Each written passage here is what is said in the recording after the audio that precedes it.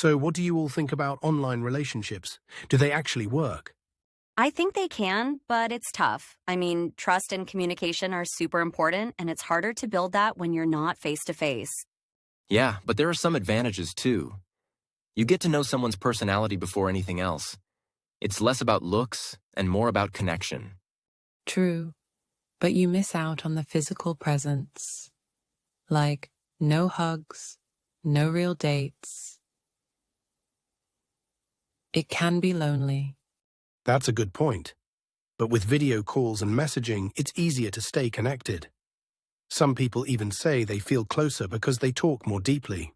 Yeah, but what about the long term? What happens when you finally meet in person? What if it's awkward? That's the risk, right? But I've heard of couples who started online and are now married. So it can work if both people are committed. I guess it comes down to the people involved. If they're honest and serious about making it work, it could be just as strong as any other relationship. Exactly. It's not for everyone, but for some it's perfect. It's like any relationship. There are challenges, but also rewards. I guess you're right. As long as there's trust and both people put in the effort, it can work out. Online or not, relationships need that.